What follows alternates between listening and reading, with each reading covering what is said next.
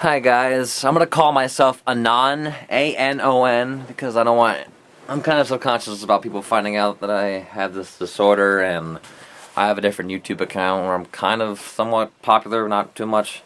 But yeah, the purpose of this video, I'm going to talk about depersonalization and derealization. Basically how I got this disorder. I've had it for a year and a half now. I still have it, but I have been recovering.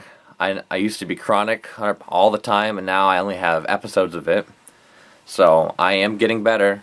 I'm going to go over all the medications they have for this disorder, all the different therapies I've gone through, my personal experiences with it. And I guarantee you this will be a lot more beneficial than the other videos that are on YouTube. At least from my experience. I'm not going to tell you it's just anxiety, and after you find out it's anxiety, it's going to go away. No, that only works for people that suffer from the disorder for like 1 or 2 months. Okay, this is all about a long, hard-fought recovery, and hopefully all of us can get through it together in one piece. So, basically, March of 2012, I had this big breakup with an ex-girlfriend, and it affected me very much so. I was horribly anxious, I couldn't eat, I couldn't sleep, all those cliche things were happening. So my doctor prescribed me Klonopin. 1 milligram, take as needed, twice a day. I was taking it fairly frequently, and I got down to the point where I was taking it like once every 3 days because I didn't want to get addicted to it. So I was in college at the time. I was a junior when her and I broke up, and come summer of 2012, I was only taking it, like I said, once every 3 or 4 days. It wasn't that bad. But then I came back to college as a senior, September of 2012. It's late. And I saw her, and my heart dropped again, and I was freaking out as usual, taking Klonopin more often. So my buddy had the bright idea, saying, hey, I've got this chemically researched drug. It's called 2,5-NBME. It's kind of like LSD, but it can help you think better and overcome this anxiety you have over her, and you'll get over the relationship. Because at the time, I dated a girl from September to October, actually, and I still could not get over my ex-girlfriend. I felt horrible about it. So October of 2012, I took this drug, and not only did I get over her, I obviously had this major panic attack like everyone else does when they smoke weed or take LSD or anything like that led to my disorder. But the thing was, I was taking Klonopin at the time, so it kind of masked it all. I didn't really know I had it. And pretty much whenever I felt kind of odd or strange, I would just pop a pill, and all my worries would go away. So I never really knew what was going on. I'd have these instances in between my pills, like where I'd be like, I feel like I'm brain damaged. I'm kind of paranoid. I feel strange. Pop a pill, goes away. So I just did that, and I figured I would address my brain after I graduated college. So that's what I did. Got through college, typed out an 80-page thesis while having this disorder, full-fledged, mind you not. And May of 2013, I graduated. So June of 2013, I looked on the internet what my symptoms were, because I didn't even know I had this disorder, like I said. And I came up with the conclusion that I definitely had derealization. Because whenever I wasn't taking one of those pills, I was seeing the world as a big, complete fog. Everything did not seem real to me. I was driving my car, and I felt like literally I could crash it and I would wake up for sure. Kind of like that movie Numb that has Matthew Perry in it. And that's what was going on in my head. I was freaking out by it, and I found out I had derealization, and I found out derealization is a side effect of Klonopin withdrawal, which is what I was taking. So, once again, I didn't think that trip had any bad effects on me. So, what I did was I started taking the Klonopin every day, but I would taper it down day after day after day, and by August of 2013, I was only taking a crumb of it, like 0.05 milligrams as opposed to 1 milligram, and my derealization was basically gone. It would only come back if I had any anxiety episodes, which weren't happening anymore. I was actually fairly numb to it all. I never really had anxiety anymore. I still don't have anxiety that often. I have it every now and then, but you know, it's kind of hit or miss. but I was still depersonalized, and I never even realized what depersonalization really was. I thought it was like having out-of-body experiences, and I never had that. But I felt like a robot, and I realized that every day as I was driving to work or just going through the motions, I felt like I was not actually ever there. I felt like a robot, an automaton, whatever you want to call it. Okay, so this is like October of 2013. At this time, I had a teaching job, part-time. I was teaching SAT classes, and I was also tutoring students and subbing. Teaching high school math, physics. Still managing to do all this while having this disorder, which is incredible, in my eyes at least. Meaning all of you guys can do that too. I digress. So I had that, and I also had a third shift job because I had to pay off my student loans, and I wasn't making enough money from that part-time job. So as I started this overnight job, everything became like 10 times worse. I still wasn't having any true derealization. Things were kind of foggy, but it wasn't that bad. And caffeine actually improved it for me. Caffeine doesn't give me anxiety. I'm sure it gives all you anxiety, so I would stay away from it. But overall, I felt like shit. I was depersonalized so badly that I thought everything was like after coming home from work, I thought it never happened. I thought for sure it was a dream or something.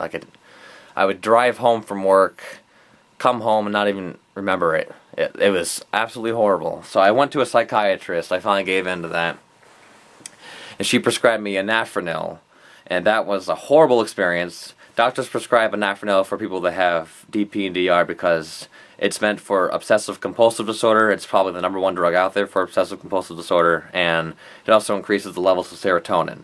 So they figure if you stop obsessing about it, it goes away. My issue was that pretty much everyone else's issues as well is the side effects. Blurred vision, dizziness, nausea, restlessness. It was horrible. I couldn't do it. I was on the lowest dose possible. I still couldn't do it. So she took me off it, put me on 10 milligrams of Prozac, which is now 20 milligrams, and also she put me on Lamictal. Prozac, it increases the serotonin. It treats obsessive compulsive disorder not as well as anafranil, and it makes you all around happier, and you can actually, you can feel emotions if you're numb. To this day, I'm not sure if it's working or not. I still take the Prozac, but I'm going with it.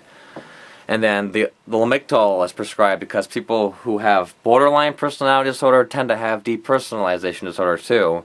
And usually if those original symptoms from the borderline personality disorder go away, so will the DP. It's supposed to stabilize your mood. People with borderline personality disorder tend to have incredible mood swings, a lot of anger, a lot of impulsive actions like recklessly gambling their money away and stuff like that. It's not good. So that's why they prescribe Lamictal. I got up to 100 milligrams to the point where it made me so sleepy and so tired that I couldn't take it anymore. Being sleepy increases derealization. Even people that don't have it, any disorder, it'll make anyone derealize. So it's not good. So I got off that, and the Prozac was still making me sleepy, but I'm hanging on to that right now. I was put on Topamax, 25 milligrams for one day, and I got right off it because I thought I was losing my mind. Topamax treats migraines.